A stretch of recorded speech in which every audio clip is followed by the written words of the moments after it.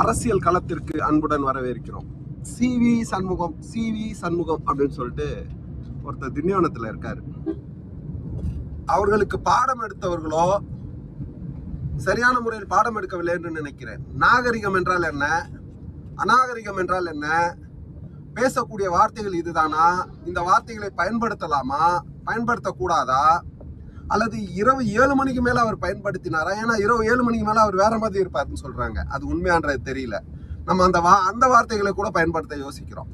ஆனா தவறான தரம் தாழ்ந்த வார்த்தைகளை பயன்படுத்திய சி.வி. சண்முகம் அவர்களுக்கு கடுமையான கண்டனத்தை தெரிவிக்கிறோம்.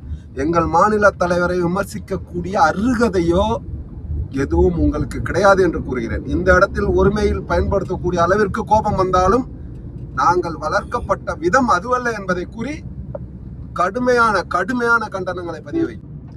திண்டிவனத்துல இந்திரா காந்தி அம்மா பேர்ல இருந்த அந்த பஸ் ஸ்டாண்டுக்கு நிச்சயமா அவங்க பேர் தான் வைக்கணும். அதில் எந்த மாற்று கருத்தும் இல்லை. அதற்காக எங்கள் மாநில தலைவர் மரியாதைக்குரிய செல்வ பிறந்தகை அண்ணன் அவர்கள் முதல்வரிடம் மனு கொடுத்துருக்காங்க. 4ஆம் தேதி கலைஞர் பேர் வச்சு திறக்கிறதா சொல்லியிருக்காங்க. அது ஒரு பக்கம் இருக்கட்டும், அது நாங்கள் பார்த்துக்கிறோம். ஒருவேளை தலைமை அறிவிச்சதுன்னா மிகப்பெரிய ஆர்ப்பாட்டத்தை நாங்கள் நடத்துவோம். அந்த பெயரை மாற்றுவதற்காக அந்த பெயரை வச்சு திறக்கக்கூடாது, இந்திரா காந்தி அம்மா பேரில் தான் திறக்கணும் அப்படின்றதுக்காக நாங்கள் ஒரு முயற்சி எடுப்போம். அது காங்கிரஸ்காரங்க பார்த்துக்கிறோம். காலில் விழுந்து துரோகம் பண்ணி, ஜெயலலிதாவுக்கு துரோகம் பண்ணி, மரியாதைக்குரிய ஜெயலலிதான்னு கூட சொல்லக்கூடாது, அம்மையார் அவர்களுக்கு துரோகம் பண்ணி, ஏன்னா நாங்கள் உண்மையை ஏற்றுக்குவோம். காலில் விழுந்து, சசிகலா மேடம் காலில் விழுந்து ஆட்சிக்கு வந்த எடப்பாடியாரை பின்பற்றக்கூடிய உங்களுக்கே அவ்வளோ இருக்குன்னா, காங்கிரஸ்க்குன்னு சொல்லிட்டு ஒரு பாரம்பரியம் இருக்கு. எங்களை குறை சொல்ல வேண்டிய அவசியம் இல்லை. காங்கிரஸ் தலைமை யாரை மாநில தலைவராக அறிவிக்கிறதோ அவர்தான் எங்கள் மாநில தலைவர். அவரை நாங்கள் பின்பற்றி நிச்சயமா செல்வோம். இந்திரா காந்தி அம்மா பேரை வைப்பாங்க, இல்லாட்டா மாநில தலைவர் மிகப்பெரிய ஆர்ப்பாட்டத்தை முன்னெடுப்பார் அப்படின்ற ஒரு நம்பிக்கை எங்களுக்கு இருக்கு. திண்டிவனத்துல அன்னை இந்திரா காந்தி அவர்களுடைய பேர்ல 1971 திறந்த அந்த பேருந்து நிலையம், அதன் பிறகு இவர்கள் இடத்தை மாற்றி அமைத்தாலும் அதற்கான பெயர் இந்திரா காந்தி அம்மா பேர் தான் வைக்கணும். அதுக்கு சப்பக்கட்டு கட்டுறதெல்லாம் கூடாது. ஏன்னா அப்போ இருந்த மக்கள் தொகைக்கு ஏற்றது போன்று அந்த இடத்துல வச்சிருந்திருக்காங்க. வேற ஒரு இடத்துல வைக்கும்போது அதற்கும் இந்திரா காந்தி அம்மா பேர் தான் வைக்கணும். வேற ஒருத்தர் பேர் வைக்கக்கூடிய அளவிற்கு ஒன்றும் இல்லை அதுல. அதெல்லாம் ஓகே தான். ஆனா எங்க இளைஞர் காங்கிரஸ் சார்பாக அங்கு சென்று மனு கொடுத்திருக்காங்க. துணை ஆட்சியர் அவர்களை பார்த்து மனு கொடுத்திருக்காங்க. அந்த மனுவின் அடிப்படையில் ஒரு நடவடிக்கை எடுப்பாங்க, இல்லை இது மாதிரி ஒரு எதிர்ப்புகள் இருக்கிறது என்பதை முதல்வருக்கு தெரியப்படுத்துவார்கள் என்ற நம்பிக்கை எங்களுக்கு இருக்கு. அந்த வேலையை நாங்கள் பார்த்துக்கிறோம். ஒரு விஷயம் தெரிஞ்சதுன்னா, எம்ஜிஆர் அவர்கள் மறைவுக்கு பின்பு அஇஅதிமுக என்ற ஒரு கட்சி இருந்த இடம் தெரியாமல் அழிந்து போகக்கூடிய ஒரு சூழல் இருக்கும் பொழுது 1991 அதிமுக மறுபடியும் ஒரு அவதாரம் எடுத்தது என்று சொன்னால் அது காங்கிரஸ் பெரியக்கம் கொடுத்த ஒரு மாபெரும் பிச்சை என்றே கூறலாம். இந்த வார்த்தையை நான் எதற்காக பயன்படுத்துகிறேன் என்று சொன்னால், தமிழகத்தில் பல கட்சிகளுக்கு இன்றும் உயிரை கொடுத்து வேலை செய்து கொண்டிருக்கக்கூடிய காங்கிரஸ் தொண்டர்கள், கடைகோடியில் இருக்கக்கூடிய தொண்டர்கள் சார்பாக நான் பேசிக் கொண்டிருக்கிறேன். அதற்கு முன்பாக அஇஅதிமுக 27 இடங்களில் வெற்றி பெற்றிருந்தது.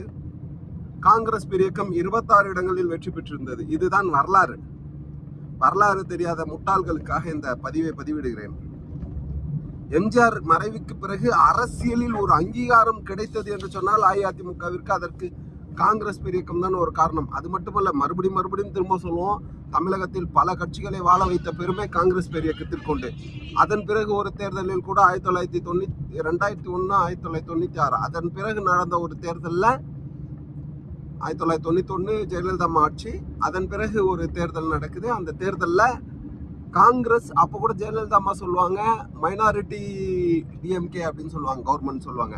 அப்போ கூட காங்கிரஸ் பெரியக்கம் அதிகப்படியான சட்டமன்ற உறுப்பினர்களை பெற்றிருந்தாலும் வெளியில் இருந்த ஆதரவு அளித்த ஒரு அரசியல் பதவிக்காகவோ அரசியலில் ஒரு அதிகாரத்திற்கு வர வேண்டும் என்பதற்காக காங்கிரஸ் பெரியக்கம் என்றும் தொடங்கப்பட்டதல்ல என்பதற்கு மிகப்பெரிய உதாரணமாக, நாங்கள் ஆதரவு கொடுத்தால்தான் திராவிட முன்னேற்ற கழகத்துடைய ஆட்சி தொடரும் என்ற ஒரு நிலை இருந்தாலும் நாங்கள் வெளியில் இருந்து ஆதரவு தருகிறோம், அமைச்சரவையில் எங்களுக்கு இடம் வேண்டாம் என்று ஒதுங்கி இருந்த காலம் உண்டு. இதெல்லாம் இப்போ கூட எங்க நண்பர் ஒருத்தர் இருக்காரு திருநெல்வேலி பக்கத்துல, இன்னமும் கூலி வேலை செய்து கொண்டிருக்கக்கூடிய தங்கம் என்ற நண்பர்.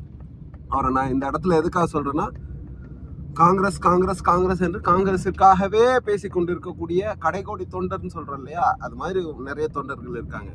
இதுவரைக்கும் அவருக்கு கை சின்னத்துல வாக்களிக்கிறதுக்கு வாய்ப்பு கிடைக்கலையேன்னு ஏங்கிக்கிட்டு இருக்கக்கூடிய நிலை இருக்கு.